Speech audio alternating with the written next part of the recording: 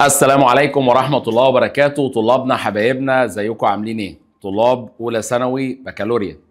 طبعا احنا طالعين النهارده عشان نبلغ حضرتك ان احنا هنبقى معاك كل اسبوع لحد الامتحان ان شاء الله. كل اسبوع هنبتدي ننزل لك حصة اسبوعية، حصة للدرس اللي هو مثلا احنا خلصنا الوحدة الاولى وراجعناها والدنيا تمام التمام، هنبتدي ان احنا ناخد لك درس من الوحدة التانية لحد ما نخلص المنهج بالكامل، وبعد كده هننزل لك مراجعة، وكل ده على اليوتيوب. طيب الشرح موجود على اليوتيوب. بالنسبة للامتحان هتلاقيه على المنصة. حضرتك لو مش عامل اكونت على المنصة الحق اعمل اكونت قبل ما يبقى فيه رسوم للاكونتات، كده هو اصلا الاكونت فري دلوقتي. كمان الحل على الدرس نفسه هتلاقيه برضو على المنصة، يبقى اذا الشرح بس اللي هتلاقيه على اليوتيوب. بالنسبة للحل وبالنسبة للامتحان هتلاقيه على المنصة، كل ده فري. كمان هنبعت لك الملزمة، هتلاقي الملزمة والكلام اللي انا هشرحه بخط ايديا موجود برضو على المنصة. يبقى كل حاجة موجودة على المنصة ما عدا الشرح بس موجود على ايه؟ على اليوتيوب. طبعا احنا نشرح منهج اولى ثانوي تاريخ بالكامل ان شاء الله، معاكم الترم الاولاني ومعاكم كمان الترم الثاني من بدايته، بامرك يا رب بامرك يا رب. مش هخليك تحتاج حاجة خالص في التاريخ، مش محتاج تاخد درس ولا حاجة، بالعكس انت لو ركزت معايا هتلاقي اللي انا بقوله لك ده موجود في الامتحانات كلها. وعايز اقول لك ان الكلام اللي احنا بنعمله ده كله هو لمصلحتك انت فقط. طيب احنا باذن الله النهارده هناخد اول درس في الوحده الثانيه، درس اللي هو ملامح من التاريخ المصري القديم. عايز حضرتك بقى تركز معايا جدا، انا هفنط لك الدرس ده واحده واحده وهقول لك نواتج التعلم بتاعته، ازاي حضرتك تحل عليه وتعمل كل حاجه في الدرس، واللي انا هكتبه لك برضه هتلاقيه فين؟ على المنصه. تمام؟ سمي الله. اول حاجه خالص احنا هنجيب صفحه فاضيه هنبتدي نشرح فيها الدرس بتاعنا. النهارده هناخد ايه بقى؟ بص يا باشا، النهارده هناخد حاجه اسمها ملامح من التاريخ المصري القديم. ملامح من التاريخ المصري القديم. يعني ايه ملامح من التاريخ المصري القديم؟ بص يا عمنا، ملامح من التاريخ المصري القديم معناها ان احنا هنلف كده على العصور بتاعه الفراعنه بس في عجاله، لان انت هتاخد ملامح. يعني هنتكلم مثلا عن عصر بناة الاهرامات، الاهرامات اللي هي المبنيه الكتيره دي، مين اللي بناها؟ هنعرف برضو عصر المجد الحربي، امتى مصر قدرت ان هي تتوسع خارجيا. فخليك معايا واحده واحده. طيب تعالى نبدا بالاول بواحد احنا كنا واخدينه في الوحده الاولى. مين ده؟ كنا واخدين واحد اسمه مانيتون السمنودي، اللي هو من سمنود من الغربيه. طيب مانيتون السمنودي ده احنا كنا واخدينه في الوحده الاولى او في الاول خالص. طيب لما اتكلمنا عن مانيتون السمنودي ده قلنا ان ده اول مؤرخ مصري يتكلم عن التاريخ المصري، يبقى ده مؤرخ مصري. عمل ايه عمنا مانيتون السمنودي؟ قال لك بص، انا التاريخ المصري ده علشان تعرف تدرسه هقسمه لك. يعني مانيتون السمنودي هو يعتبر اول مؤرخ مصري. عمل ايه بقى المؤرخ المصري ده؟ بدأ ان هو يقسم لنا التاريخ بتاعنا. بس اقف هنا، يعني هو الراجل ده اللي قسم التاريخ بتاعنا؟ قسمه. طب هو قسمه ليه؟ عشان الراجل ده عنده نظرة تحليلية، يعني كان بيحلل بحيث ان هو يفصص لك كل عصر حصل فيه ايه. فقال لك لو احنا درسنا التاريخ الفرعوني، التاريخ الفرعوني كبير جدا، قال لك انا اول حاجة هعملها علشان اعرف ان انا ادرس لك التاريخ ده، ان هو قام بتقسيم التاريخ المصري، اللي هو التاريخ المصري الفرعوني. طبعا انا بتكلم على عصر الفراعنه بس، عشان ما حدش يقول مستر ده قال حاجه غلط. لا يا حماده انا ما بغلطش، الحمد لله. الحمد لله، مش غرور، دي ثقه، ما تقلقش. قسم التاريخ المصري الى 30 اسره. خلي بالك التاريخ المصري القديم، العصور القديمه، فهو قسمها لكام اسره؟ قسمها ل 30 اسره. حلو. يبقى الراجل ده علشان يحاول ان هو يقسم لنا التاريخ علشان تعرف ان انت تدرسه، فهو قسم التاريخ بتاعنا القديم الى 30 اسره. يبقى قسم عصور الفرعونيه لكام اسره؟ 30 اسره. كلام جميل؟ كلام جميل. فالراجل ده عنده نظره اسمها نظره تحليليه، ده اسمه تحليل. يبقى عمل نظرة اسمها نظرة تحليلية. ممكن ده سؤال يجي لك في الامتحان، يقول لك عندما قام المؤرخ المصري مانيتون السمنودي بتقسيم التاريخ المصري إلى 30 أسرة، فده يدل على التحليل، ده اسمه تحليل. حلو. طبعا مستر، وبعدين جه من بعديه بعض المؤرخين التانيين قالوا طب بص، احنا ممكن نعمل حاجة تانية. طب ايه الحاجة التانية دي؟ قال لك احنا ممكن، وعلى فكرة كان منهم برضو مانيتون السمنودي، قال احنا ممكن نقسم التاريخ المصري دي تاني تقسيمة. هنقسم التاريخ المصري الفرعوني القديم إلى مش 30 أسرة بقى، قال لك إلى 3 دول. هنقسمهم لكام دولة؟ 3. يبقى خلي بالك، مانيتون السمنودي وبعض المؤرخين، مانيتون لوحده قسم التاريخ المصري ل 30 أسرة، ودي نظرة تحليلية. بعض المؤرخين قالوا لا، احنا ممكن نقسمها ل3 دول. 3 دول اللي احنا هنقسمهم دول، قال هيبقى بين كل دولة وأخرى عصر من الضعف والاضمحلال. يعني ما بين كل دولة والتانية هتلاقي عصر كده، العصر اللي في النص ده بنسميه عصر ضعف.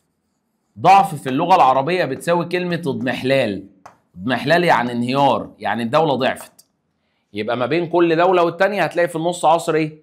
ضعف واضمحلال، احنا بنسميه عصر انتقالي. حلو؟ طب يا مستر ماشي، ايه كمان؟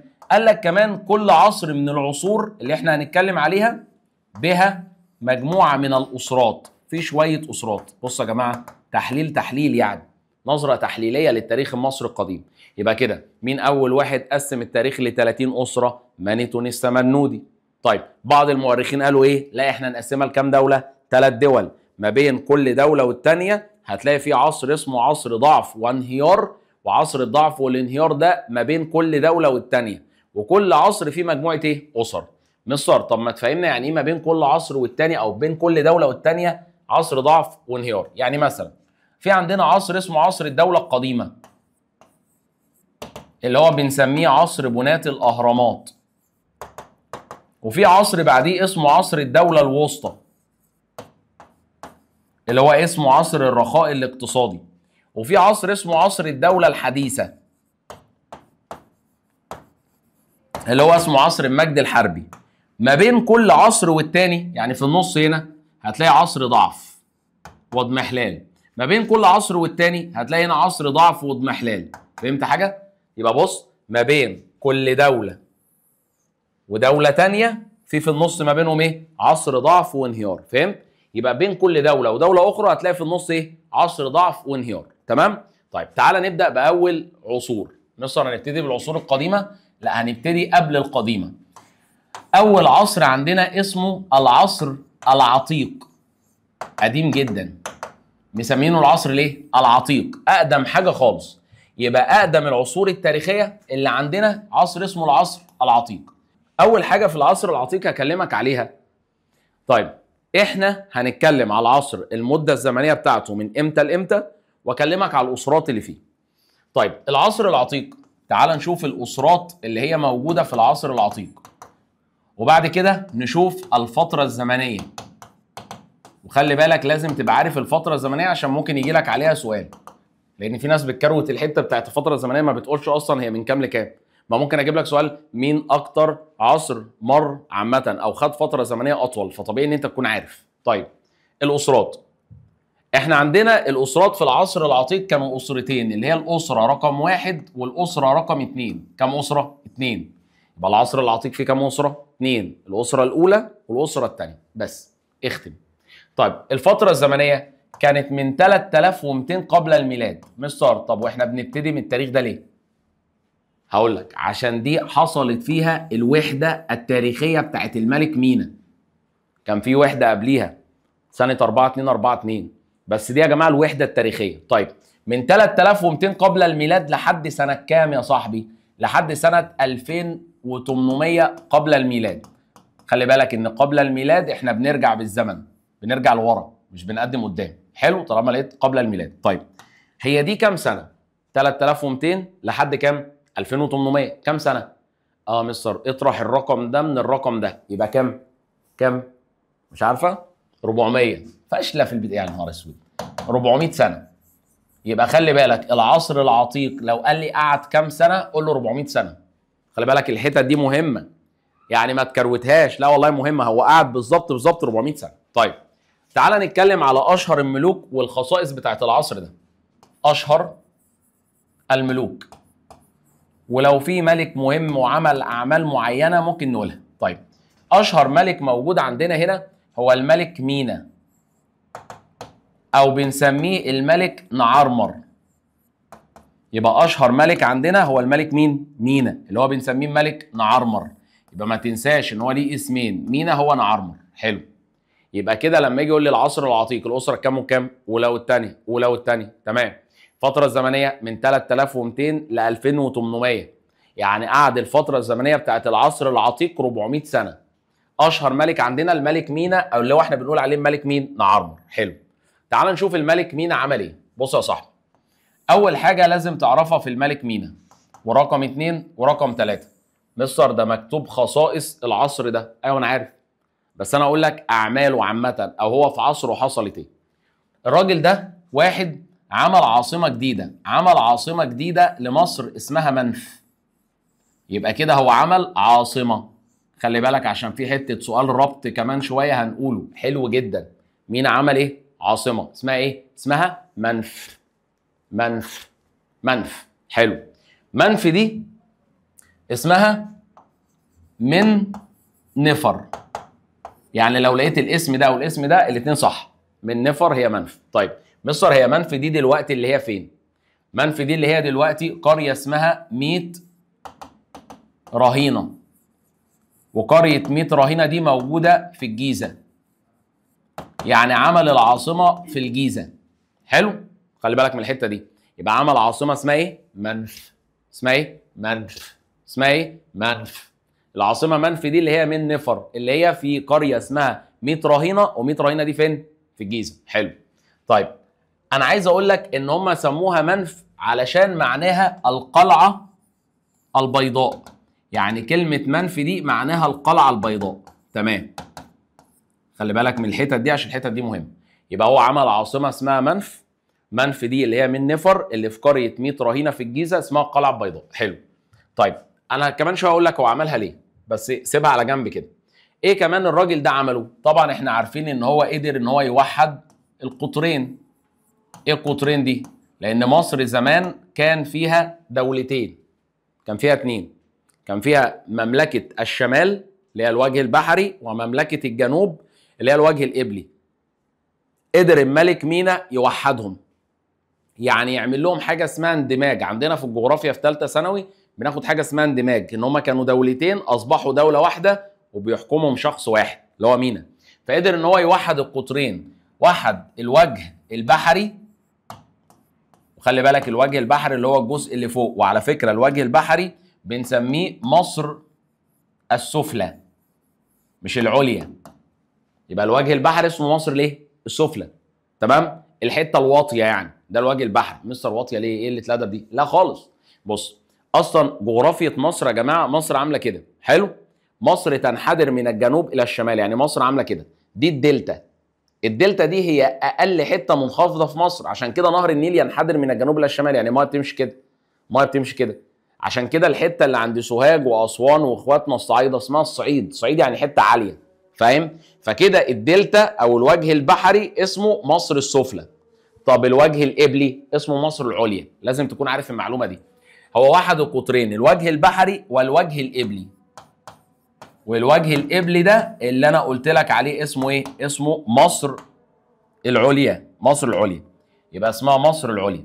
تمام. يبقى بص، الملك مينا نعرمر عمل ايه؟ عمل عاصمه اسمها ايه؟ اسمها منف. اسمها ايه؟ اسمها منف. منف دي اللي هي من نفر، اللي هي قريه 100 رهينه اللي موجوده فين؟ في الجيزه. حلو الكلام؟ حلو. قلنا كمان معناها القلعه البيضاء. وحد القطرين اللي هو الوجه البحري والوجه القبلي. تمام. ايه كمان؟ الراجل ده فكر ان هو يعمل اول حكومه. عمل حكومه تدير البلاد، عمل اول حكومه مركزيه في التاريخ كله. اول حكومه مركزيه في التاريخ عامه. ياه مصر، هو يعني ايه حكومه مركزيه؟ يعني احنا عندنا برضو في ثالثه ثانوي في الجغرافيا يقول لك الحكومه المركزيه، يعني الملك هو اللي بيدير شؤون البلاد كلها، مسيطر على كل حاجه في البلد، قوي علشان الدوله ما تنفصلش تاني، صح؟ يبقى معنى كده ان هو عمل اول حكومه مركزيه في التاريخ. تمام. طب تعالى بقى نتكلم على حته كده في الملك مينا او نعرمر. طيب السؤال بيقول هو ليه اختار العاصمه تبقى منف؟ اشمعنى يعني؟ ليه منف اللي في الجيزه؟ اشمعنى؟ يعني ليه مثلا ما خلاش طيبه اللي هي الاقصر، او ما خلاش اي حته؟ اشمعنى الجيزه؟ قال لك بص، اصل احنا عندنا في مصر في حته اسمها الدلتا، تمام؟ وانزل لتحت كده في الصعيد، تمام؟ اقفل كده، دي مصر، سيبك بقى من سينا. قال لك انا عايز العاصمه تبقى في حته بيلتقي بيها الدلتا مع الصعيد، يعني الحته دي. خلي بالك ان الجيزه هي اول او تعتبر اول محافظات الصعيد، ده كده اسمه الصعيد. ليه بقى؟ فيها اسوان والاقصر وسوهاج والمنيا وكده، والوجه البحري ده فوق اللي هي الدلتا.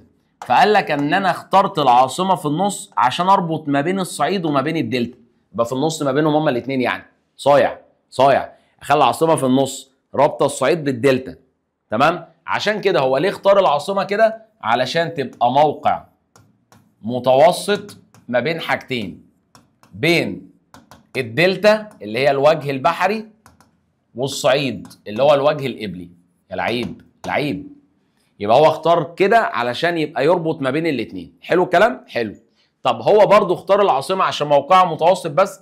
ما هو خلي بالك لو هي مكانها في النص هنا، حصلت اضطرابات هنا او حد عايز يعمل نوش، يقدر ان هو يوصل له بسرعه مع عامل حكومه مركزيه.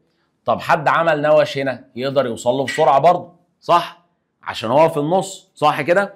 قال لك هو اختار العاصمه عشان الموقع متوسط ما بين الصعيد والدلتا، ولتامين البلاد. بص بص الصايع، عشان عايز يامن البلد. انا عايز امن البلد، فانا هخلي العاصمه في النص، امن البلد وموقعها متوسط ما بين الشمال وما بين الجنوب، فانا كده 100 100. حلو. يبقى الراجل ده تاني بقى هو عمل ايه؟ تعالى من الاول خالص كده، احنا قلنا ايه؟ قلنا يا جماعه اول واحد قسم التاريخ المصري ل 30 اسره، اسمه ايه؟ مانيتون السمنودي. قسمها لكام اسره؟ 30 اسره، ودي تعتبر تحليل، تمام؟ تاني حاجه جه بعض المؤرخين وقالوا لا احنا نقسم التاريخ المصري لثلاث دول، كل دوله والتانيه هيبقى في عصر ما بينهم اسمه عصر الضعف والاضمحلال، يعني ما بين الدوله القديمه وما بين الدوله الوسطى في عصر اضمحلال كده في النص. حلو. طيب قلنا كمان ان كل اسره فيها مجموعه، او كل دوله فيها مجموعه اسر، او كل عصر فيه مجموعه اسر، كل عصر فيه مجموعه اسر. حلو. تعالى نبدا باول عصر، اسمه العصر الايه؟ اسمه العصر العتيق. اسمه العصر الايه؟ اسمه العصر العتيق. اسمه العصر الايه؟ اسمه العصر العتيق. في الاسره كام وكام؟ الاولى والثانيه. كام وكام؟ الاولى والثانيه. من سنه كام لسنه كام؟ 3200 لحد 2800. كام سنه دول؟ 400 سنه. اشهر ملك كان الملك مينا، اللي هو بنقوله عليه الملك نعرمر. الملك نعرمر او الملك مينا ده عمل ايه؟ عمل عاصمه اسمها منف، اللي هي من نفر، اللي هي يا جماعه قريه 100 رهينه اللي موجوده في الجيزه. طيب اتنين، الراجل ده عمل اول حكومه مركزيه في التاريخ. ثلاثه، وحد القطرين، الوجه القبلي والوجه البحري، اللي هي احنا بنسميها مصر السفلى ومصر العليا، تمام؟ وقلنا اختار موقع العاصمه في النص علشان يامن البلاد وعلشان يبقى فيه استقرار للدوله. طيب تعالى بقى للحته المهمه جدا جدا. تعال نشوف خصائص العصر العتيق. خصائصه، يعني الملوك في العصر العتيق عملوا ايه؟ بص يا صديقي، بص الدنيا سهله جدا وانا هقول لك هم عملوا ايه في العصر العتيق ده علشان يوصلوا للاستقرار والامن. اولا يا جماعه الملوك هنا كانوا مهتمين او اتبعوا سياسه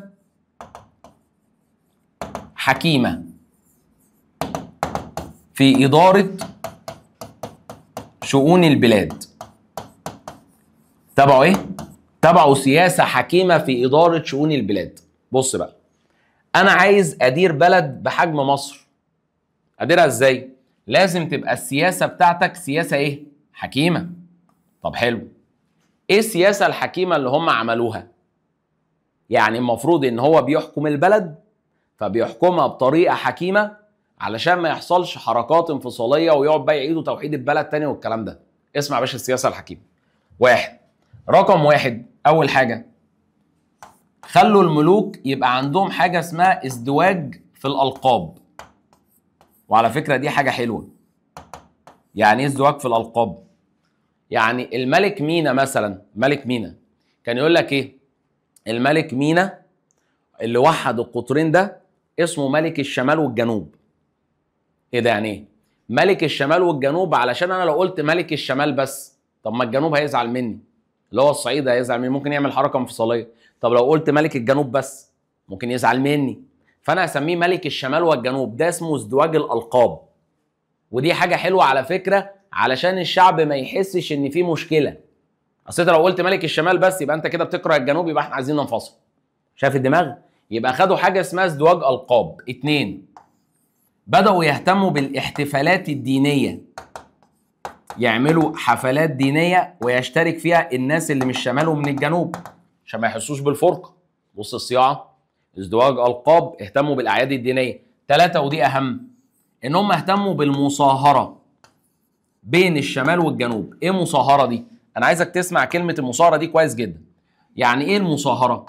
يعني الناس اللي من الشمال يتجوزوا من الناس اللي في الجنوب. يعني واحده ست من الشمال تتجوز راجل من الجنوب، واحده من الصعيد تتجوز واحد من الشرقيه. كده. واحده مثلا من الغربيه تتجوز واحد من سوهاج. دي اسمها مصاهره، بحيث ان يبقى في اختلاط.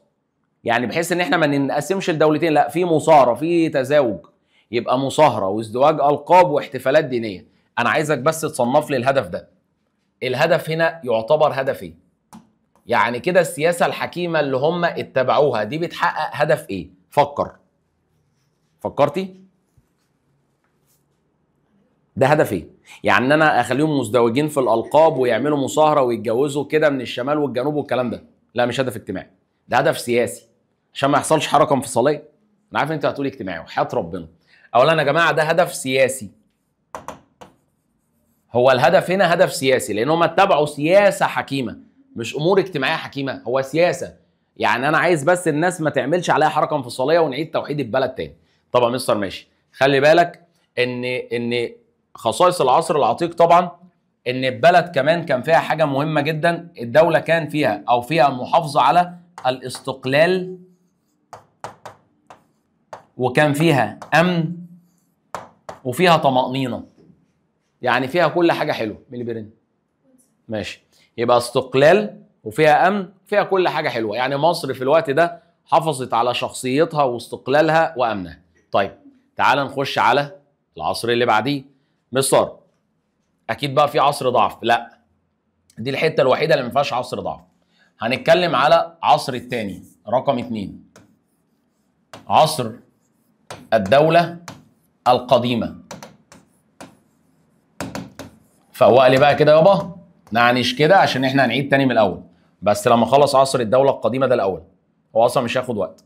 عصر الدوله القديمه ده تاني عصر من العصور التاريخيه اللي عندنا.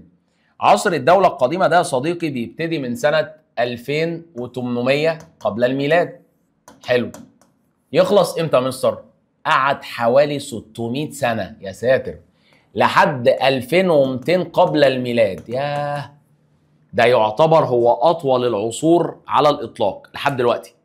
لان العصر العتيق قعد 400، لكن عصر الدوله القديمه قعد كام؟ 600 سنه. تمام. في الاسرات من الاسره كام لكام؟ احنا لازم نعرف الاسرات ونعرف الفتره الزمنيه زي ما اتعودنا. بس هنا مش هنقول الملوك، كده كده كان في ملوك كتير بس مش هنقولهم. طيب لان هي مش موجوده في كتاب المدرسه، انا ممكن اقولهم لك. بس يعني مثلا هقول لك زوسر وسينفرو وخوفو وخفرع ومنقورة، وهقول لك اسامي كتيره جدا، واسر كفو، ممكن اقول لك كلام كتير بس مش عندك، ملوش لازمه. طيب الاسرات احنا عندنا من اول الاسره رقم 3 لحد الاسره رقم 6. ستوب. لو انت بتعرف تربط وانت كفاءه، انا اقدر اعرف عصور او اقدر اعرف الملوك بتاعت العصر العتيق، واعرف كمان اعرف الملوك بتاعت عصور الدولة القديمة من خلال ايه؟ اربط الدرس ده بالوحدة الاولى. جدع، من خلال حجر باليرمو. لان حجر باليرمو كان مكتوب فيه اسامي الملوك من عصر ما قبل الاسرات لحد ثالث ملك في الاسره الخامسه. يبقى معنى كده ان انا ممكن اجيب اسامي الناس دول كلهم لحد ثالث ملك في الاسره الخامسه، مش الاسره السادسه. تمام؟ طيب الفتره الزمنيه احنا قلنا من 2800 قبل الميلاد لحد 2200 قبل الميلاد، فهو قعد كام سنه؟ 600 سنه. طيب تعال نشوف خصائص عصر الدوله القديمه. خصائص عصر الدوله القديمه، بسم الله. خصائص عصر الدوله القديمه، قال لك في الفتره دي اولا الملوك هنا كانوا جامدين جدا جدا، كملوا اللي ابتدى الملك مينا وملوك الاسره الاولى وملوك الاسره الثانيه. فعملوا ايه بقى؟ عملوا حكومه برضو، بس هنا الحكومه حكومه منظمه. بدأوا يعملوا حكومه نظاميه، حكومه منظمه. حلو. الحكومه المنظمه دي كانت حكومه قويه البنيان، عاملين حكومه قويه جدا ومنظمه. مش بس حكومه منظمه وقويه البنيان، كان وقتها في موارد كتير تتميز بكثره الموارد. في موارد كتيره جدا في البلد، كثره الموارد واتساع الثروات. في ثروات كتيره جدا. مش بس كده، ده كان كمان منتشر الامن بشكل كبير. سلام. قاعد في عصر حكومه قويه جدا منظمه، فيها ثروات كتيره جدا، كمان فيها موارد كتير، في امن. ستوب، في حاجه مهمه. كلمه الامن دي قدرت تعمل حكومه قويه ومنظمه وفيها ثروات وفيها كل حاجه عشان فيها ايه؟ امن. الحته دي لازم تربطها بانهي درس؟ ارجع اول درس في المنهج، مفهوم الحضاره عند ويل ديورنت الكاتب الامريكي، اللي قال لك طول ما في امن واستقرار هتعمل ايه؟ هتعمل حضاره. فهم عملوا حضاره. يعني معنى كده ان ويل ديورنت رجع هنا تاني اهو. ليه ويل ديورنت رجع؟ ما هو يا عم بيقول لك في امن لدرجه ايه؟ ان بسبب انتشار الامن وفي موارد وفي ثروات وفي الكلام ده كله، سمي هذا العصر بعصر بناة الاهرامات، بسبب كثره ما بناه ملوكها من اهرامات. ياه. بص خدت بالك انت؟ هو ويل ديورنت قال في علاقه ما بين الحضاره وما بين ايه؟ ما بين الامن والاستقرار، صح؟ وقال لك ان خلي بالك لما الانسان بيتحرر من خوفه بتزيد عنده عوامل ايه؟ التطلع والايه؟ والانشاء. يا ابن اللعيبه، هنا في انشاء، انشأوا الاهرامات، عملوا الاهرامات عشان في امن. ويل ديورنت يا باشا. ما هو هي اصلا ويل ديورنت كان بيتكلم على العمران، انت متخيل؟ طب يا مستر ماشي، يبقى حكومه منظمه قويه البنيان كثيره الموارد فيها ثروات كتير في امن، فده خلاهم عصر اسمه عصر بناة الاهرامات بسبب كثره ما شيدوا ملوكها من اهرامات. ولكن للاسف للاسف للاسف للاسف للاسف ايه اللي حصل؟ في نهايه هذا العصر الجميل، حلو ما يكملش يا اخي، في نهايه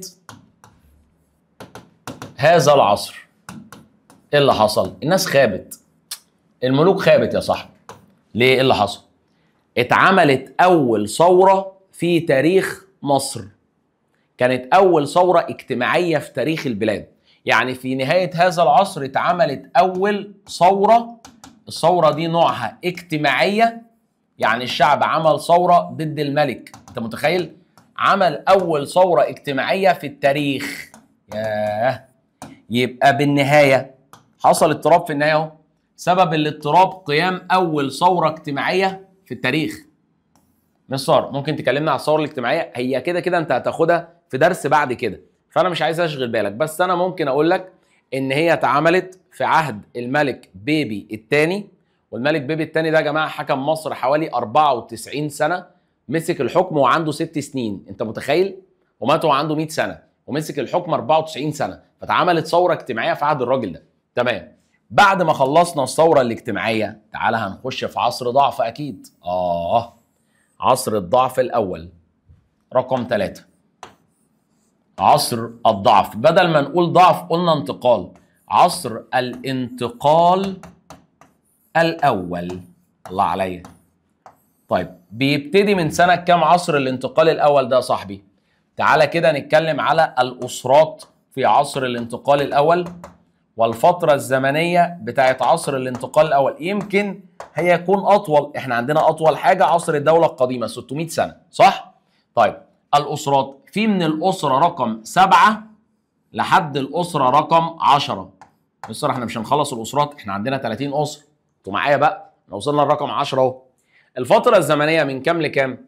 من 2200 قبل الميلاد لحد 2065 قبل الميلاد. وستوب على كده يا معلم. حلو؟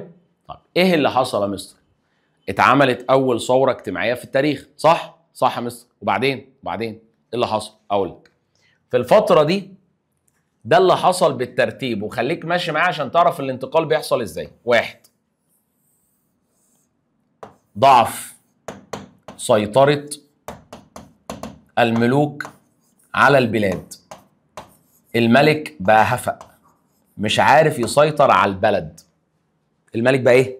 هفق، مش عارف يسيطر على البلد. طالما الملك مش عارف يسيطر على البلد اكيد في حد هيظهر له وياخد منه الحكم، صح؟ يعني هنا هنقدر نقول ان حصل ضعف في سيطرة الملوك على البلاد. ادى الى، تعالى الخطوة الثانية، ده ادى الى زيادة نفوذ حد تاني. زيادة نفوذ وسلطة حكام الأقاليم. مصر، هو إيه حكام الأقاليم دول؟ بص يا صاحبي، حاكم الإقليم يعني المحافظ. يعني مصر هنا فيها رئيس عبد الفتاح السيسي، وفي محافظ للقاهرة ومحافظ لإسكندرية ومحافظ للجيزة، تمام؟ طب هم زمان كان عندهم الملك زي سيادة الرئيس عبد الفتاح السيسي، وعندهم محافظين اللي هو حكام الأقاليم. الملك ضعف، فالمحافظ شم نفسه، قال لك بس خلاص يا باشا الملك اصلا مش هيعمل لي حاجه. فبدا حكام الاقاليم اللي هم المحافظين يبتدوا ان هم يعملوا مشاكل. ايه المشاكل اللي عملوها؟ عملوا مشكلتين. 1، لم يدينوا بالولاء للملك. يعني زمان حاكم الاقليم يقول لك ايه؟ انا الملك ده بدين اليه بالولاء، يعني يقول له تحت امرك يا ملك على طول كده. هو ملك بقى، كان يدين بالولاء للملك، يدين بالولاء للملك. طيب لما الملك ضعف ما بقاش يدين بالولاء للملك، انا ما عنديش اصلا انتماء ولا ولاء ليك، وانت مالكش دعوه ومالكش لازمه في الحياه. حلو؟ وبداوا كمان يعملوا الحاجه الثانيه الخطيره، ان هم يمتنعوا عن دفع الضرائب. طب وربنا ما هندفع ضرائب؟ يعني بص كده مفيش ولاء لان انت مش عايز تديني الضرائب. يبقى معنى كده ناخدها واحده واحده بقى، خدها واحده واحده. طلع دي بس فوق كده. ايه اللي حصل؟ في الاسره السابعه لحد الاسره رقم 10 حصل عصر الانتقال الاول، فتره زمنيه قعدت حوالي كام سنه؟ احنا ما حسبناش دي، من 2200 ل 2065. ممكن تحسبي لي الرقم؟ امسكي الاله عادي يعني، مش عيب مش عيب. 135 سنه، ما تمسكيش الاله او احسبيها معلش عشان لو انا حمار ولا حاجه، بس يقول لك دي غلطه عندي ولا حاجه. 2065 135 سنه، ما تزرطيش بقى. ماشي. بصوا يا جماعه، يبقى احنا عندنا كده اللي حصل ضعف سيطره الملوك على البلد، ده ادى الى زياده نفوذ حكام الاقاليم. فحكام الاقاليم عملوا ايه؟ لم يدينوا بالولاء للملك، مفيش ادانه بالملك، يعني خلاص مفيش ولاء للملك، وبداوا يمتنعوا عن دفع الايه؟ الضرائب. فايه اللي حصل؟ كل ده ادى الى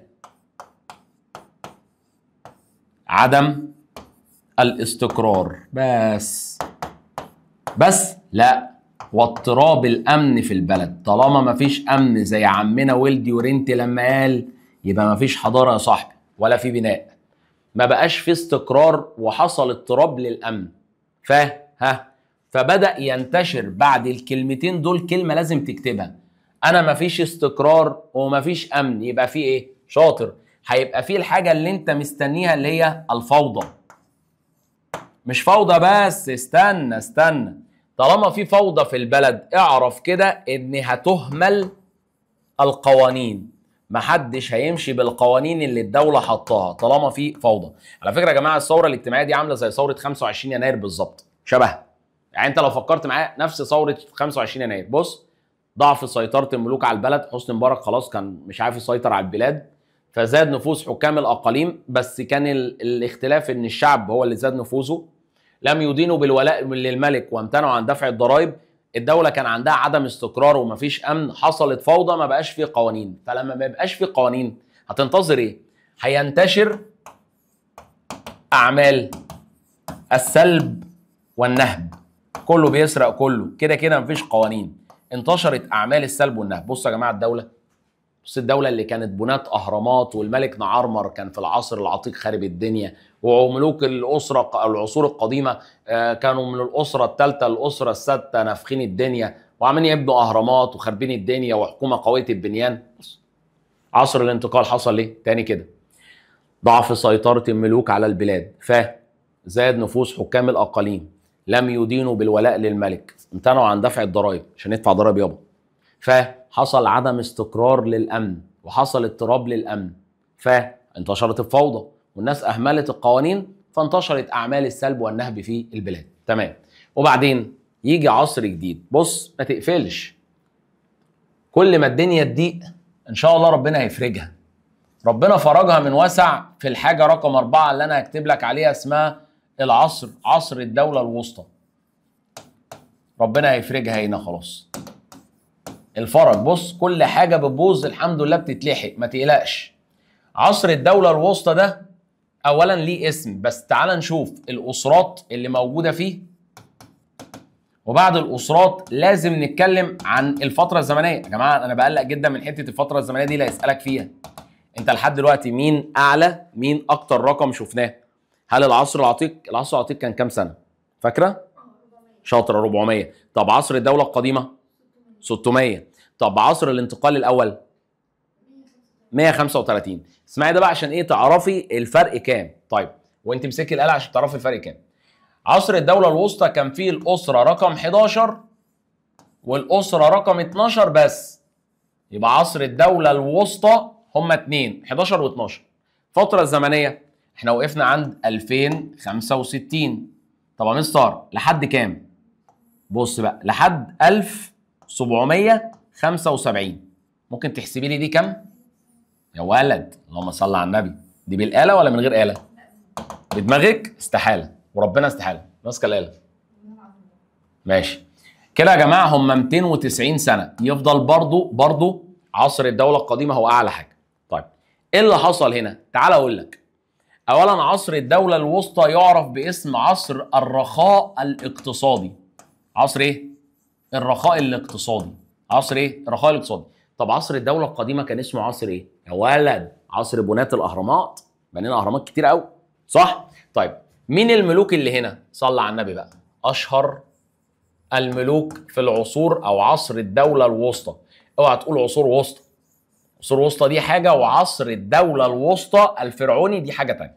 طيب أشهر الملوك احنا عندنا 3 ملوك أو هم 4 يعني. طيب مين هم مستر؟ أول ملك عندنا اسمه منتو حتب الثاني. منتو حتب الثاني. منتو اسمه يا مستر؟ منتو مش مولتو. منتو حتب الثاني. منتو حتب. اللي بعديه اسمه امنمحات. اسمه امنمحات الاول. امنمحات. ماشي. قولهم تاني كده. احنا عندنا 2، منتحتب الثاني، امنمحات الاول. طيب عندنا بعد كده طبعا هتلاقي في طالب دماغه مش فيه اصلا، رامي دماغه في الزباله، يقول لك ازاي منتحتب الثاني قبل امنمحات الاول؟ يا حمار، ده اسم وده اسم. يعني في منتحتب الاول وفي امنمحات الاول وفي امنمحات الثاني وفي امنمحات الثالث وفي سنوسرت الاول وسنوسرت. هقول لك لان هم كانوا بيتشبهوا، يعني هو بيبقى ليهم اسامي اصلا بس هم بياخدوا ايه؟ لقب الملك ده. حلو. طيب اخر واحد اسمه امنمحات اهو يا عم، شفت؟ الثالث. سبحان الله، فين الثاني؟ مش عندنا في المنهج. وسنوسرت الثالث. فين يا مستر السنوسرت الاول والثاني؟ مش عندنا في المنهج. فريح مخك، يعني مش عايزك ايه تدقق لنا على الكلام، لان هو اصلا مش طالما مش عندك ما توجعش قلبك، لان انت هتاخد حاجات كتيره جدا في ال3 دول. كميه ربط هنا. امسك ورقه وقلم بقى وامشي ورايا. منتحتب الثاني لما جه البلد كانت في حاله فوضى. هو من اشهر ملوك الأسرة ال11. يعني ده أشهر ملك في الأسرة رقم 11. عمل إيه النجم؟ ده نجم ده نجم. بص عمل إيه؟ 1.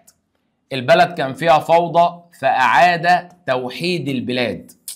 يا ابن اللعيبة، البلد كانت في حالة انقسام وكان فيها فوضى وأعمال سلب وأعمال نهب والدنيا خرابة، فالراجل ده أعاد توحيد البلاد. شاهد، ممكن أسألك سؤال؟ هو منتحتب الثاني أعاد توحيد البلاد شبه مين؟ جدع، مينا لما وحد القطرين. طب انت بتفهمي اهو. يعني معنى كده انا ممكن اطلع نتيجه تعلم هنا اقول له ثانيه ثانيه يابا، كده يتشابه اتنين مع بعض. في تشابه ما بين اتنين. ممكن تيجي لك في السؤال يا حماده، ممكن تيجي لك في السؤال يا حماده. يتشابه الملك مينا اللي هو يعني نعرمر مع منتحتب الثاني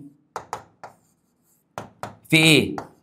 عليا لو بفهم. في تشابه هنا يا عمنا، في تشابه يا عمنا. ايه التشابه يا عمنا ما بين الملك مينا ومنتحتب الثاني؟ ان هما الاثنين اعادوا توحيد البلاد. يبقى في شبه ما بينهم هما الاثنين في اعاده توحيد البلاد. لو جات لك في الامتحان افتكرني، ايه الشبه ما بين مينا ومنتحتب؟ هما الاثنين اعادوا توحيد البلاد. ماشي، يبقى رقم 1 هو اعاد توحيد البلاد. 2 نقل العاصمه، جعل العاصمه بتاعه البلد مدينة طيبة. جعل العاصمة طيبة. مصر طيبة دي فين؟ في الأقصر، في الصعيد يعني. يبقى جعل العاصمة مدينة طيبة. تمام. يبقى خلي بالك، 1 أعاد توحيد البلاد شبه الملك مينا. 2 جعل العاصمة طيبة، عمل عاصمة اسمها طيبة. تمام. التالتة دي اللي لازم بص تذاكرها كويس جدا. إيه عمل إيه بقى؟ قام بإخضاع حكام الأقاليم. أخضع حكام الأقاليم تحت سيطرته، ضغط عليهم، أخضعهم، سيطر عليهم. أنت عارف إن أنت ممكن تطلع هنا نتيجة تعلم حلوة جدا؟ إيه هي؟ إن الراجل ده قضى على اللامركزية. يعني بدل ما الدولة بيبقى فيها رئيس وفيها حكام أقاليم، هو قضى على كده. مفيش أنا اللي بحكم البلد، سيبك أصلا من المحافظ، حاكم الإقليم ده ملوش لازمة. يعني لما يجي يقول لي من الذي قام بالقضاء على اللامركزية؟ منتحتب الثاني. اوعى تنسى بالله عليك، مين اللي قضى على اللامركزيه؟ منتحتب الثاني. مين اللي قضى على اللامركزيه؟ منتحتب الثاني. مين اللي قضى على اللامركزيه؟ اللامركزيه منتحتب الثاني. تمام. فاضل حاجه. منتحتب الثاني ده عمل حاجه حلوه جدا، ما تريحي يا حاجه، ريحي شويه. اخر حاجه عملها الراجل ده، قام بالقضاء على كبار الموظفين في الدوله. قضى على الموظفين الكبار اللي كانوا عاملين مشاكل في البلد. يبقى منتحتب الثاني ده يا جماعه ده مهم جدا، ده مهم جدا جدا جدا جدا جدا. عمل ايه؟ منتحتب الثاني كان احد ملوك الاسره ال11.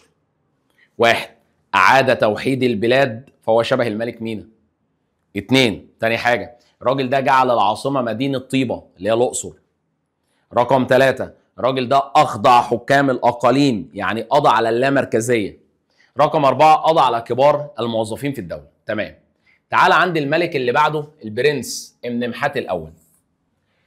امنمحات الاول ده هو مش اشهر ملوك الاسره ال12، هو مؤسس الاسره ال12.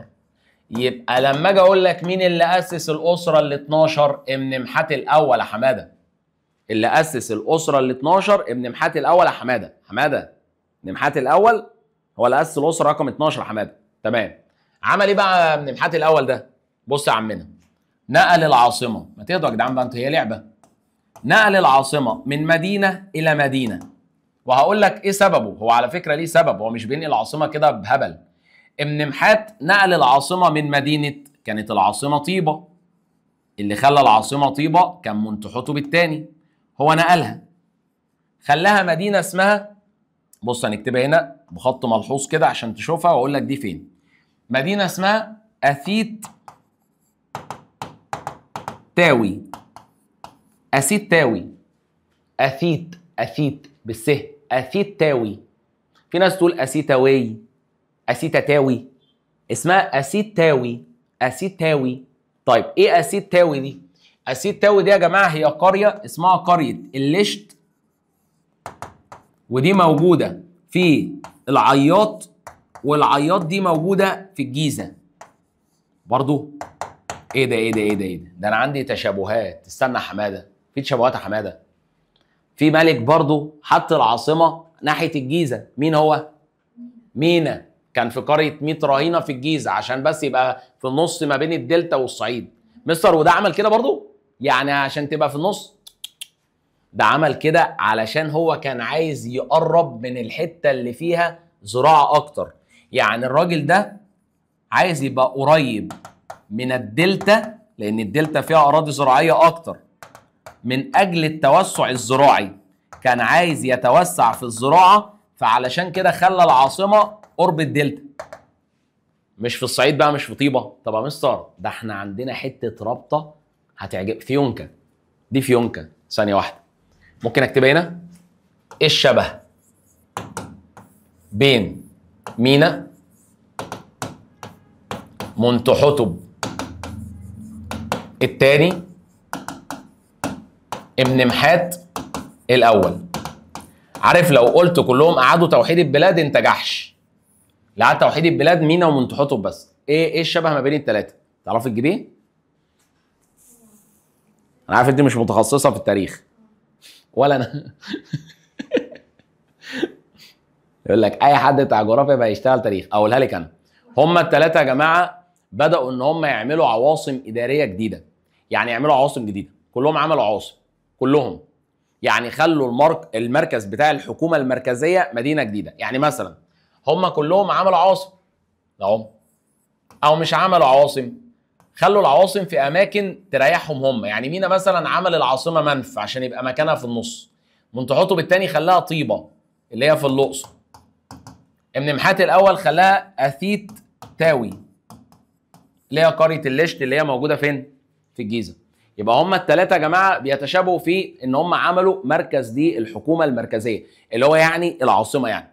تمام؟ طيب نكمل بقى. هتقولي حاجه؟ ماشي، يختلفوا في الاداء بس خلي بالك هم كلهم اهداف اداريه. يعني هم اداريا عايزين يخلوا عاصمه، اصل العاصمه دي حاجه اداريه. طيب ابن محات الثالث وسنوسرت الثالث يا جماعه الناس دول برضو فوق دماغنا. خلوا يعني الدوله وقتها كان فيها امن، فيها طمأنينه، كان فيها رخاء اقتصادي جامد جدا. ابن محات الثالث وسنوسرت الثالث هما الاثنين اهتموا بالري والزراعه لدرجه ان هم عملوا قنوات كتيره جدا بس مش هنقولها في الدرس ده. يعني في قناه اسمها سيزوستريس بس دي يا جماعه مش هناخدها دلوقتي، مش دلوقتي، دي لسه قدام شويه هعرفك عليها. بس افتكر ان ابن محات الثالث وسنوسرت الثالث اهتموا بالري واهتموا بالزراعه وكان في امن وطمانينه في البلد بتاعتهم. طيب بعد كده يا مستر ايه اللي حصل؟ تعال، هيحصل الكارثه. هيحصل المشكله. رقم 5، بعد كل دولة قوية للأسف يا صديقي بيحصل عصر اسمه عصر انتقال. بس هنا الانتقال الثاني، تاني انتقال. طيب ايه عصر الانتقال الثاني؟ تعال نشوف الأسرات في عصر الانتقال الثاني، وتعال نشوف بعد الأسرات في عصر الانتقال الثاني. تعال ناخد الفترة الزمنية وايه اللي حصل في الفترة دي خلت الدولة تروح في داهية كده. تعال الأسرات، احنا آخر حاجة وصلنا لها الأسرة ال11 وال12. أنا عندي العصر بتاع الأسرات ده من الأسرة رقم 13 لحد الأسرة رقم 17. يعني من ال 13 لحد كام؟ 17. تمام؟ 13 ل 17. طب يا مستر ماشي، ايه اللي حصل؟ هحكي لك، اهدى علينا بس. 13 ل 17 انتقال تاني. طيب في الأسرات من الأسرة ال 13 لل 17. الفترة الزمنية بقى، الفترة الزمنية يا جماعة كانت من سنة 1775 وركز في التاريخ ده لحد 1570 وهما الاثنين قبل الميلاد. طيب يلا يا شهد، 1775 لحد 1570 دول كام سنة؟ 205 سنة. مين أعلى شهد بقى؟ أنهي عصر؟ عصر عتيق ولا عصر الدولة القديمة؟ انتقال أول. عصر الدولة الوسطى انتقال تاني. قديمه مفيش غيره. عصر الدوله القديمه عشان ده اكتر حاجه قعدت 600. تمام. طيب الفتره الزمنيه دي عصر الانتقال الثاني ايه اللي حصل فيه؟ خليك معايا بقى. بص يا باشا، اول حاجه ضعف سيطره الحكومه اللي هم الملوك يعني. يا دي النيله، ده نفس اللي حصل في عصر الانتقال الكام؟ الاول. يبقى كده الملوك برضو ما عرفوش يسيطروا على البلد. ليه؟ حصل ما بين الملوك وناس اسمهم الامراء، حصل ما بينهم حاجه اسمها نزاع على الحكم. كانوا بيتخانقوا هما الاتنين على الحكم. يعني الملك يتخانق مع الامير، الامراء والملوك كانوا بيتخانقوا، حصل ما بينهم نزاع، فهم الاتنين ايه؟ انشغلوا ببعض. مين بقى اللي قاعد مستني؟ اللي هو اصلا من تحطه بالتاني اداهم بالجزمه. ها مين؟ جدع، حكام الاقاليم. في الفتره دي بدأ يحصل صراع بين حكام الاقاليم على حكم البلاد. تعالى بقى كده ايه، الملوك والامراء مشغولين مع بعض، تعالى احنا نمسك الايه؟ نمسك الدوله. بص، مفيش حد مركز، الملوك والامراء بيتنازعوا مع بعض، فحكام الاقاليم فيما بينهم صراع على الحكم. يعني ولا دول مثلا مركزين ولا دول مركزين، الاثنين سخنانين. تمام؟ تمام. ايه اللي حصل؟ في الفترة دي الدولة حصل فيها كالعادة فوضى، كالعادة عدم استقرار، كالعادة مفيش امن. بص، الحاجات الوحشة كلها زي عصر الانتقال الاول بالظبط، فوضى وعدم استقرار ومفيش امن. هنا بقى حصلت المفاجأة اللي ما حصلتش في عصر الانتقال الاول. ايه يا عمنا؟ حصل اول احتلال في تاريخ مصر. يا ساتر، حصل اول احتلال يا معلم. يعني بص، الملوك والامراء حصل ما بينهم صراع ونزاع، وحكام الاقاليم حصل ما بينهم صراع، انتشرت الفوضى، ما بقاش في استقرار، حصل اول احتلال في مصر. مين اللي احتلنا؟ سنة 1730 جيهم ناس عندنا في مصر، قبائل رعوية جايه لنا من قارة آسيا. يبقى خلي بالك ان النزاع الاول او الصراع الاول جاي لنا من آسيا. يعني من انهي جهة؟ قصدي دي نتيجة تعلم حلوة، جايه لك من شمال شرق مصر. يبقى اكتر حته جالنا منها صراعات ونزاعات شمال شرق مصر، ناحيه شمال شرق مصر، لان هي جايه ناحيه اسيا، شمال شرق مصر ناحيه فلسطين كده. تمام. قبائل الرعويه اللي جت من اسيا دي كانت جايه تستغل حاله الفوضى اللي عندنا. في فوضى، مفيش استقرار، فقال لك طب ما تيجي نحتلهم. مين دول يا مستر؟ طبعا يا جماعه هم الهكسوس. الهكسوس يا جماعه هم قبائل رعويه جايه من قاره اسيا وجايه تحتل مصر، استغلت حاله الفوضى اللي احنا فيها سنه 1730. تمام. لما الهكسوس جيهم قالوا يا جماعه احنا نعمل عاصمه لينا، احنا مش ناس قليله. عملوا عاصمه ليهم، مدينه اسمها مدينه اواريس. اواريس.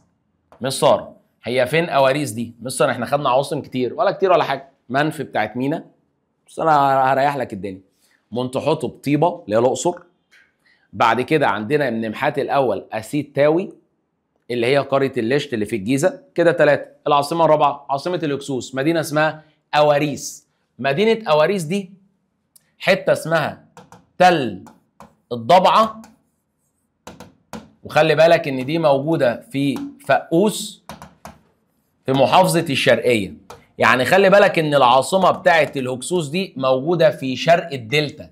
يعني لما يجي يقول لك يا عاصمه الهكسوس كانت فين، قول له في شرق الدلتا. حلو.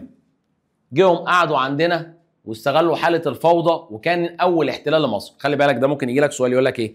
اول احتلال لمصر كان في انهي عصر؟ قول له في عصر الانتقال الثاني. يعني عصر الانتقال الاول ما كانش فيه احتلالات، خلي بالك الثاني بس اللي كان فيه احتلال. ها؟ طيب مصر. وبعدين بدأ يحصل عصر جديد، الناس بدأت تقول تم احتلالنا من قبل الهكسوس، قبائل رعويه، والرعي معناه معاهم شويه حيوانات بيربوهم، فيعني القبائل الرعويه هي اللي ايه ده؟ فجه واحد تمام اسمه سقن رع.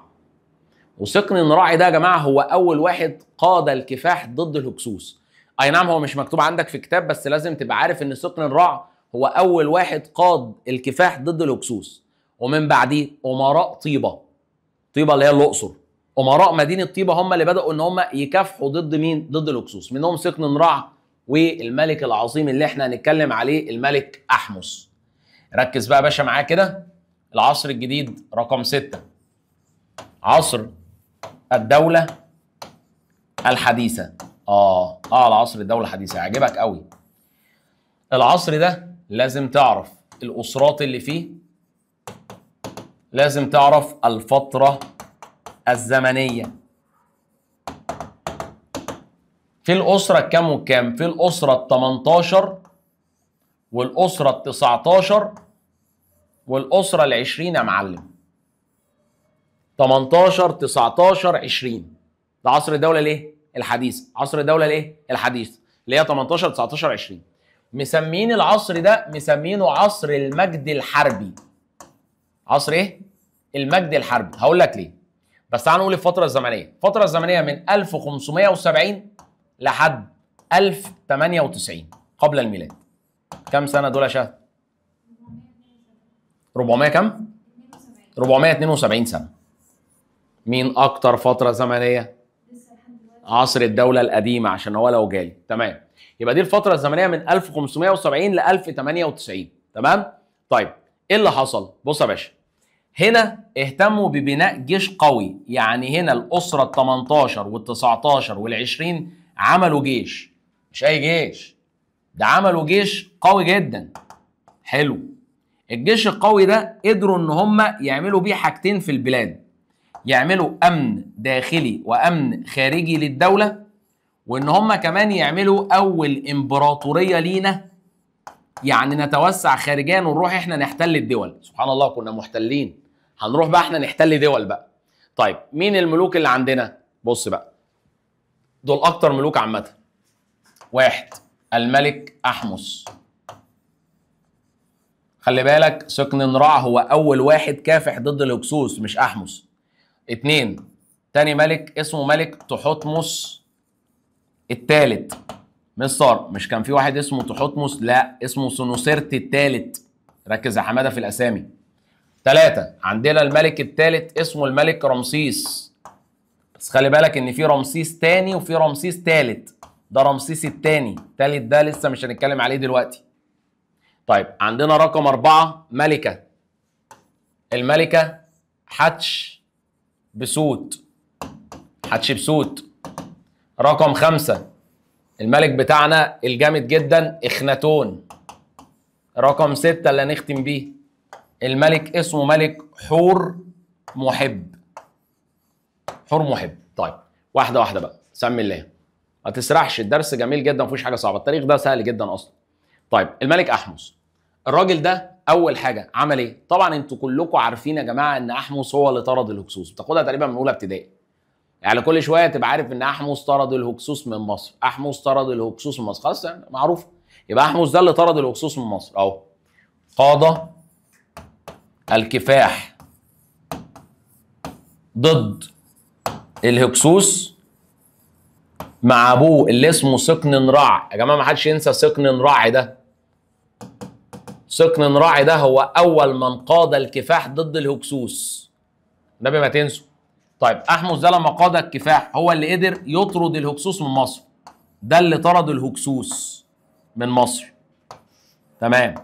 واستخدم طبعا حاجه مهمه جدا اسمها العجلات الحربيه.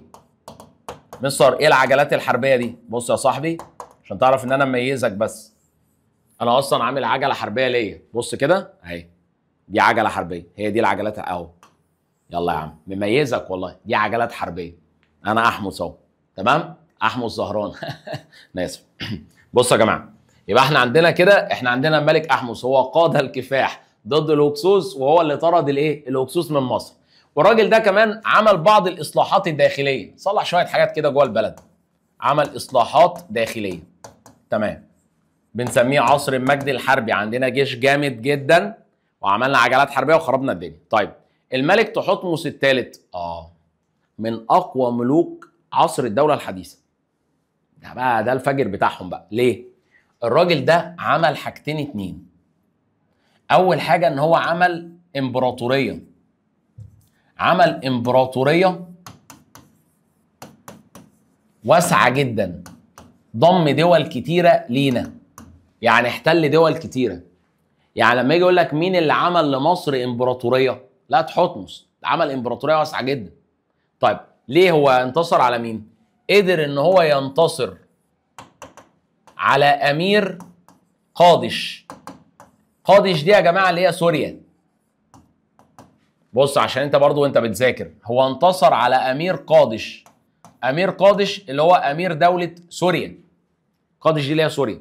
في معركه اسمها معركه ايه؟ دي مشهوره جدا، في معركه مجدو. في ناس تقول مجدو، مجدو، ان كان في معركه مجدو. يبقى هو انتصر على امير قادش في معركه مجدو. خلي بالك عشان في حته لخبطه كمان، دقيقه وهتتلخبط. يبقى كده تحتمس هو اللي حط على امير قادش. مين امير قادش؟ امير سوريا، في معركه اسمها معركه ايه؟ معركه مجدو. خلي بالك تاني تحتمس الثالث هو اللي حط على امير قادش في معركه مجدو. والنبي ما تنسى، بالله ما تنسى. مصر سنه كام؟ معلش اقول لك يا حماده سنه كام. 1479 قبل الميلاد. خلي بالك من التواريخ يا حماده، خلي بالك من التواريخ.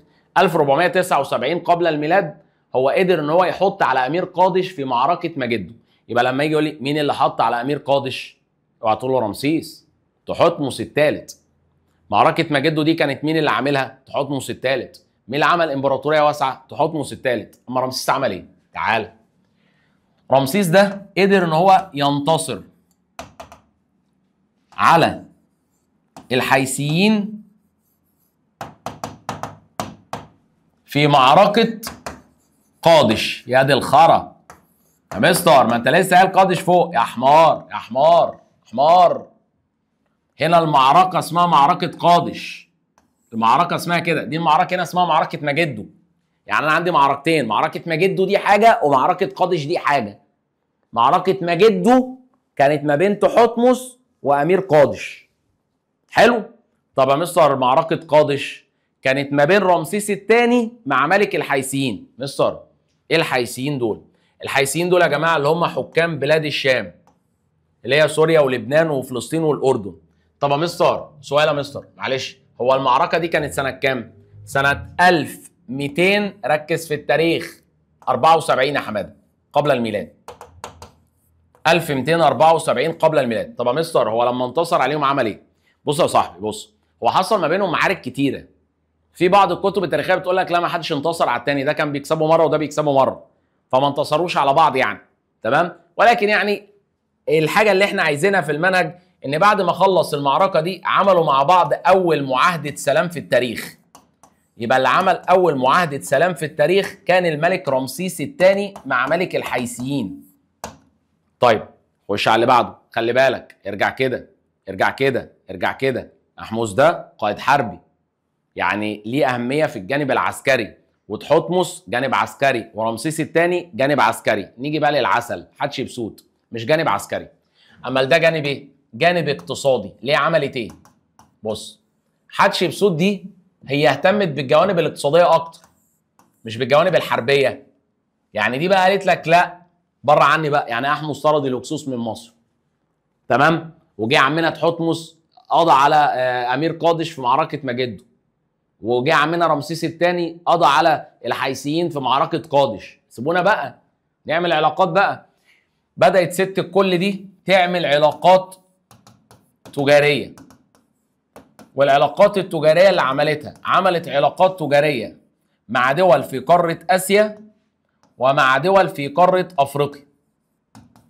طيب اشهر رحله تجاريه للملكه حتشبسوت، اشهر حاجه ليها للملكة حتشبسوت في قارة أفريقيا لما راحت لبلاد بونت. عملت رحلة لبلاد بونت، وبلاد بونت هي دولة الصومال. طبعا مصر واحنا بنروح ازاي؟ عن طريق البحر الأحمر يا حمادة.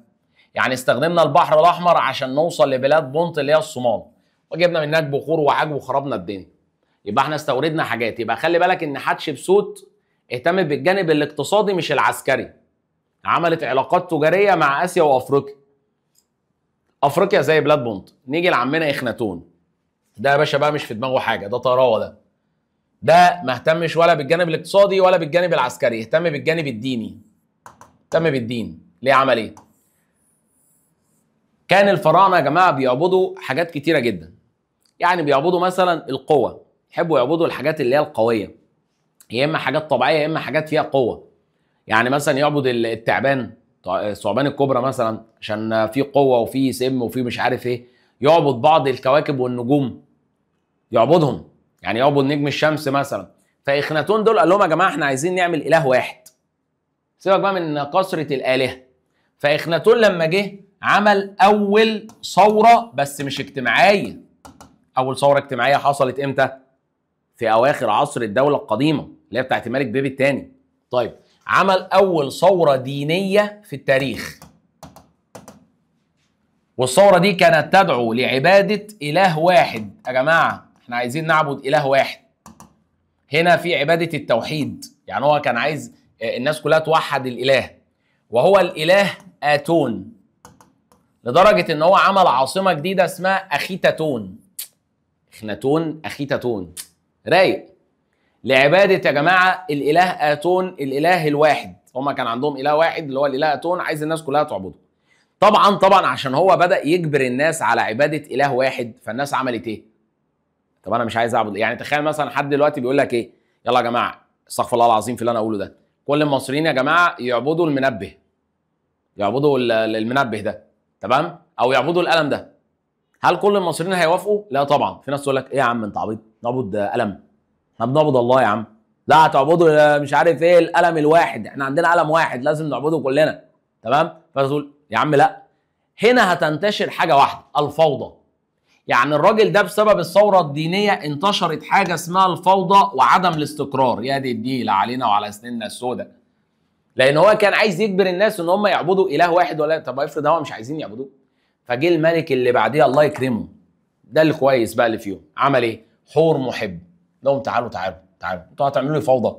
الراجل ده لما جه بدا ان هو ينشر الامن والاستقرار في البلاد. بدا ان هو ينشر الامن والاستقرار ازاي يا عمنا؟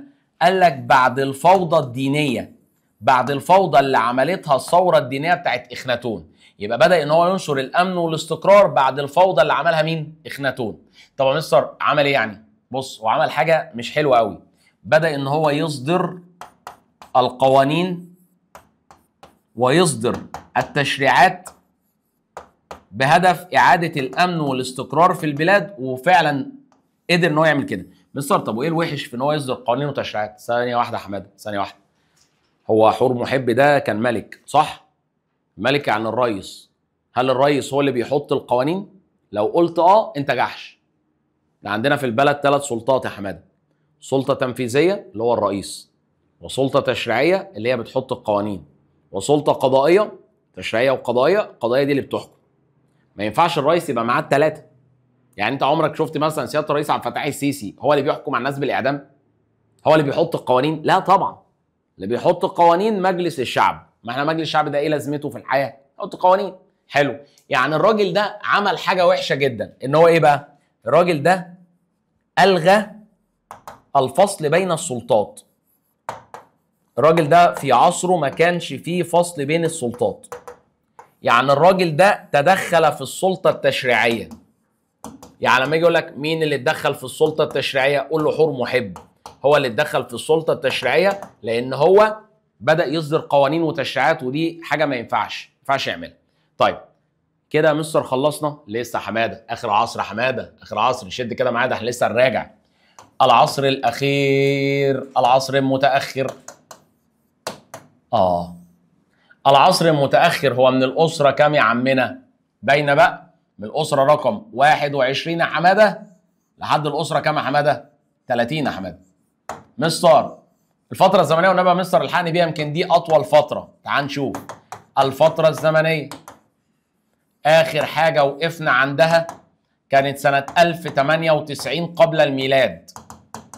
فضل العصر المتاخر عشان فيه 9 اسر لحد سنه 331 قبل الميلاد. يا مستر ايه ده؟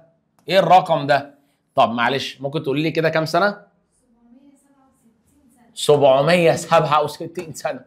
يا ساتر. بس مين اكتر عصر خد فتره زمنيه متاخر؟ طب بعديه مين؟ العصر الدوله القديمه، عشان لو جت في الاختيارات. يعني لما يجي يقول لك اطول الفترات الزمنيه لاي من العصور الاتيه؟ عصر انتقال اول، عصر انتقال ثاني، عصر الدوله الحديثه، عصر الدوله القديمه. طب لو لقيت متاخر خلي بالك، اكتر زمن متاخر، تاني اكتر زمن عصر الدوله القديمه، والنبي ما تنسى. طب اقل لعيبه، ارجع لورا كده هتلاقي عصر الانتقال الاول اللي قعد حوالي كام سنه؟ 135 سنه، صح كده؟ وراح فين؟ هندور عليها ان شاء الله هنلاقيه، اننا ماشيين مع بعض اهو. 205 مش ده الانتقال الاول مش الثاني. اطلع. يلا يا حبيبي، يلا يا حماده، احنا كده بنضيع الحصه. يلا يا حماده، تعلقش يا حماده، تعلقش، اوعى تعلق، اوعى تعلق. بطيء اهو. 135 سنه اللي هو عصر الانتقال الايه؟ عصر الانتقال الاول. طيب تعالى بقى ننزل تاني وقت ما احنا وقفنا كده. تك تك تك تك بس. طيب فهو يا جماعه زي ما قلت لك كده ان هو اطول فتره، اوعى تنسى، اطول فتره متاخر، بعد كده عصر الدوله القديمه، اقل فتره عصر الانتقال الكام؟ الاول. طيب بصوا يا جماعه، العصر المتاخر ده كان كله فيه فوضى وفيه قلق وفيه مشاكل، ما عدا اتنين. كان في اسره اسمها الاسره ال 26، هي دي الاسره الوحيده في العصر المتاخر اللي كانت قويه نوعا ما. يبقى خلي بالك العصر المتاخر كل الاسر اللي فيه زي الزفت، وكلها كانت ضعيفه والملوك ضعيفه والكلام ده كله، ما عدا بس الاسره 26 كان فيها ملكين جامدين جدا. ملك اسمه ابسماتيك الاول، وابنه الملك اسمه ملك نخاو او نكاو بالقاف. قاف ولا كاف؟ لا بقاف ولا كاف، لا نكاو. كاف، كاف مش قاف، مش عشان انا اصلا ما بعرفش افرق ما بينهم. يبقى الملك ابسماتيك الاول والملك نخاو او نكاو بالكاف عادي يا جماعه، عادي الاثنين صح. طيب كانوا ضعفاء جدا لدرجه ايه؟ ان في العصر المتاخر ده تعرضنا يا جماعه لكذا احتلال ورا بعض. تم احتلالنا من قبل الفرس، وبعد كده تم احتلالنا من قبل اليونان. معلش سؤال ليك يا شهد بقى، معلش عشان احنا خلاص قربنا خلاص. اول احتلال لمصر كان في عصر الانتقال الكام؟ ما تدوريش، ما تدوريش وما تبصيش في حاجه، احنا شعرنا ان احنا فاهمين كويس، مش بنقعد نبص على الحاجه. ها ماشي اقول انا. اول احتلال لمصر كان في عصر الانتقال الثاني لما الهكسوس جم احتلونا. طيب تاني احتلال في العصر المتاخر الفرس ثم اليونان. طيب اخر حاجه معانا يا جماعه اللي هي خصائص الحضاره المصريه القديمه. تعالى بقى ناخد الخصائص بتاعه الحضاره المصريه القديمه. بص يا حماده، خصائص الحضاره بتاعتنا ليها خصائص كتيره جدا. واحد، عندنا من الخصائص هي القدم. اتنين، من الخصائص بتاعتنا الاستمراريه. ثلاثة، من خصائص الحضاره المصريه القديمه هي التقدم. أربعة، من الخصائص عندنا كمان التدين. خمسة، من خصائص الحضارة المصرية القديمة كمان عندنا التواصل. خلي بالك عشان الحاجات دي مهمة جدا. ورقم 6 من خصائص الحضارة المصرية القديمة هي الأصالة. كل حاجة هنشرحها لك واحدة واحدة يا صديقي، فعايزك تركز معايا. قدم ليه؟ قال لك لأن الحضارة المصرية هي تعتبر أقدم حضارة في التاريخ، يعتبر أقدم حضارة. حلو؟ لأن الحضارة بتاعتنا استمرت كام سنة؟ 7000 سنة. 7000 سنة الحضارة المصرية القديمة بتاعتنا هي موجودة، يبقى تعتبر قدم عشان هي بقى لها 7000 سنة، قديمة جدا. استمرارية، لأن حصل استمرار للحضارة دون انقطاع، استمرت من غير ما يحصل لها انقطاع خالص. طيب هنا ممكن يجيب لك سؤال ربط حلو جدا اللي هو إيه؟ يجي يقول لك الاكتشافات الأثرية في مصر كل فترة، ده بيعبر عن ايه؟ يعني احنا كل شوية نكتشف آثار، ده بيعبر ان الحضارة استمرت. ما هي لو كانت قديمة بس وعملنا مثلا الحضارة في حوالي 20 سنة وعايشين على ال 20 سنة دول ما كناش لقينا اكتشافات أثرية كتير، ولكن بسبب استمرار الحضارة استمرارها فكل شوية بنلاقي آثار جديدة. يبقى معنى كده دون انقطاع اللي هي الاستمرارية لو لقيت كلمة اكتشافات أثرية. طب التقدم، لأن الحضارة المصرية كانت متقدمة في العديد من المجالات، متقدمة في الآداب، متقدمة في الفنون جدا، متقدمة في العمارة، متقدمة في كل شيء، في تقدم. التدين، طبعا يا جماعة احنا عندنا تدين رهيب، عشان كده احنا لما اخدنا خدنا مثلا اكبر دليل ان احنا عندنا تدين هي ثوره اخناتون الدينيه لعباده اله واحد، فده دليل على التدين.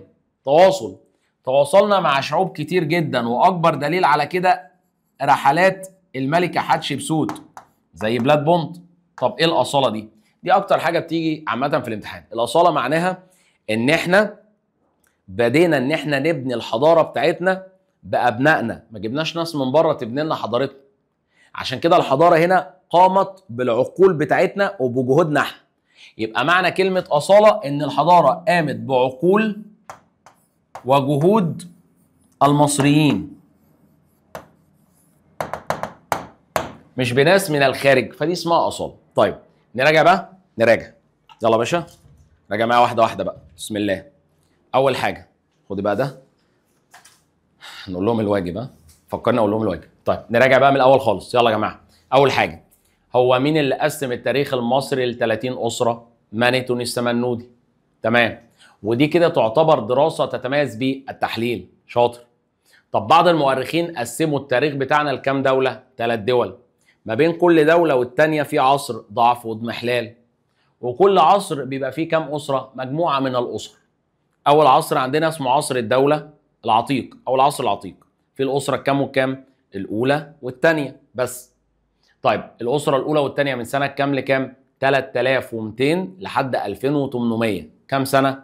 400 سنه.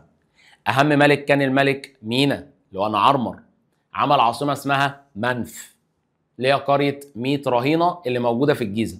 طب ليه اختار موقع المكان ده؟ علشان المكان ده متوسط ما بين الدلتا والصعيد، عشان يأمن البلد بتاعتنا وعشان يبقى فيها أمن وفيها استقرار.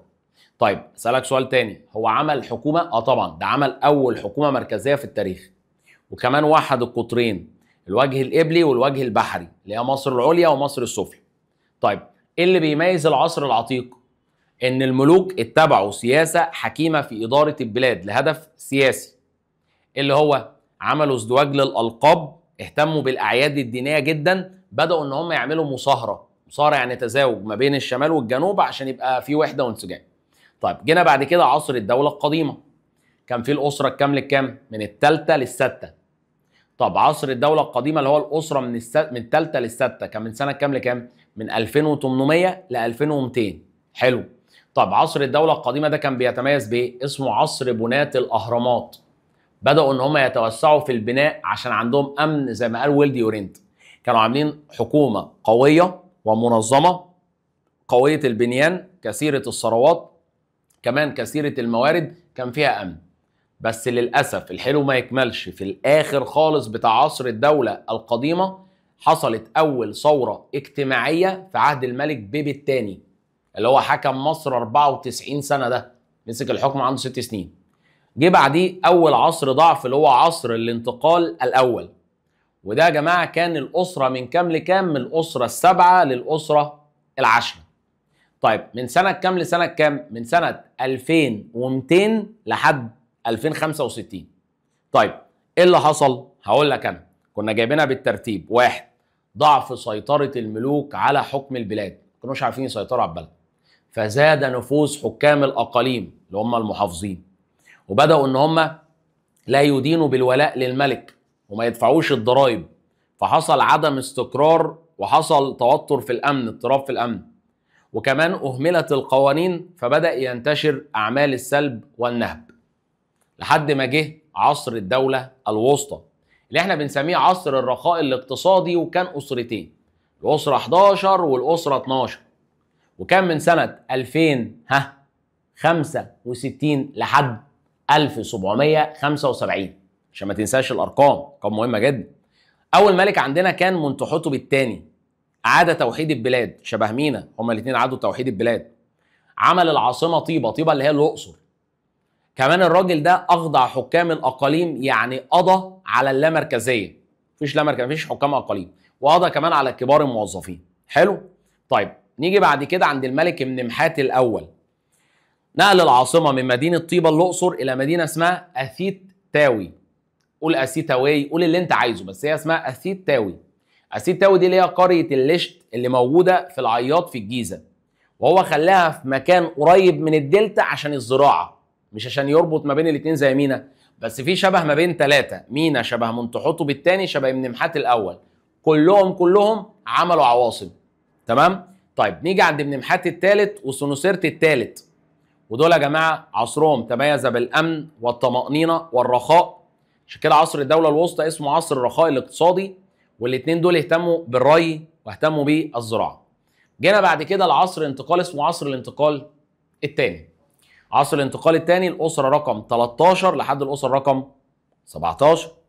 فتره زمنيه اللي هي كانت من سنه 1775 لحد سنه 1570.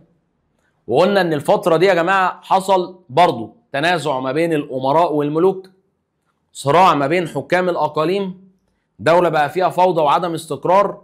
جت قبائل رعويه من قاره اسيا اسمهم الهكسوس، دخلوا بداوا ان هم يحتلوا مصر سنه 1730. طيب عملوا العاصمه بتاعتهم مدينه اسمها اواريس. اواريس دي تل الضبعه في فقوس في الشرقيه، يعني موجود في شرق الدلتا. تمام. واحتلونا لحد ما جه امراء طيبه بداوا ان هم يعملوا كفاح ضد الهكسوس. زي مين اول واحد؟ اوعى تنسى، اوعى تقول احمس، سقن رع، ده اول واحد خالص. طيب عصر الدوله الحديثه، العصر الجديد بقى بتاعنا، في الاسره من كام لكام؟ 18 ل 20. وخلي بالك مسمينه عصر المجد الحربي. عصر المجد الحربي كان من سنه كام يا حماده لسنه كام يا حماده؟ من 1570 لحد 1098.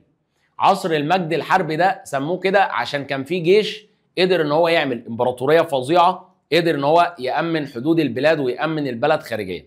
طيب اول ملك عندنا احمس، طرد الهكسوس من مصر واستخدم عجلات حربيه. رقم 2 تحتمس الثالث، عمل امبراطوريه واسعه، انتصر على امير قادش في معركه مجده. سنه كام يا حماده؟ 1479 يا حماده، اوعى تنسى. جه بعديه رمسيس الثاني، مش الثالث، الثاني مش الثالث، الثاني مش الثالث. الراجل ده قدر ان هو يعمل اول معاهده سلام في التاريخ، وانتصر على الحيثيين في معركه اسمها معركه قادش سنه 1274. جه بعديهم الملكه حتشبسوت وقالت لك دول بقى ليهم علاقه بالحرب، خلينا انا في الاقتصاد. فعملت رحلات تجاريه في اسيا وافريقيا. ففي افريقيا راحت لبلاد بونت اللي هي الصومال، وبدات ان هي تستورد حاجات كتيره جدا من هناك. جه بعديهم الملك اللي ليه علاقه بالدين ولا ليه علاقه بالامور العسكريه ولا الاقتصاديه، دينيه، ملك اخناتون، اللي هو قال انا هعمل اول ثوره دينيه في تاريخ مصر لعباده اله واحد هو الاله اتون، وعمل عاصمه اسمها اخيتاتون. ولكن بسبب ان هو كان بيفرض الدين بالعافيه حصلت فوضى وعدم استقرار. جه الراجل العظمه بتاعنا اسمه حور محب. حور محب اعاد الاستقرار للبلاد واعاد الامن. حور محب اصدر القوانين والتشريعات، اي نعم تدخل في السلطه التشريعيه، ولكن هو الراجل ما عملش فصل بين السلطات، بس اعاد الاستقرار والامن. جينا بعديها كده اخر عصر عندنا العصر المتاخر، اللي هو خد اطول فتره زمنيه من 1098 لحد 331 قبل الميلاد. وهنا ما كانش فيه ملوك كتير، الا 2 بس في الاسره ال 26 كانوا كفاءه، بسماتيك الاول ونخاو، الباقي كله كان تعبان. تعرضت مصر لاحتلال الفرس ثم اليونان. خلي بالك مصر احتلت مرتين، المره الاولى في عصر الانتقال الثاني، المره الثانيه في العصر المتاخر. طيب جينا بعد كده عند خصائص الحضاره. قلنا تتميز بالاصاله لان هي بتعتمد على العقول بتاعتنا وجهودنا. قلنا بتتميز بالقدم 7000 سنه، استمراريه اللي هو لو لقينا اكتشافات اثريه ولا حاجه. تتميز كمان بالتقدم لان احنا كنا متقدمين في جميع المجالات، هات لي مجال كده مش متقدمين فيه، كنا متقدمين في كل حاجه. التدين عشان قامت اول ثوره دينيه، وكمان التواصل لان الملكه حتشبسوت بدات ان هي تجيب حاجات من بره. طيب صلى على النبي بقى، احنا كده ايه خلصنا. اولا ماذا بعد؟ احنا الحصه بعد كده هتنزل امتى؟ الحصه هتنزل يوتيوب يوم الاثنين من كل اسبوع. حلو يابا؟ حلو.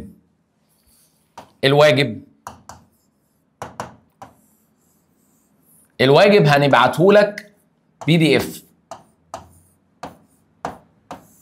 على جروب الواتساب.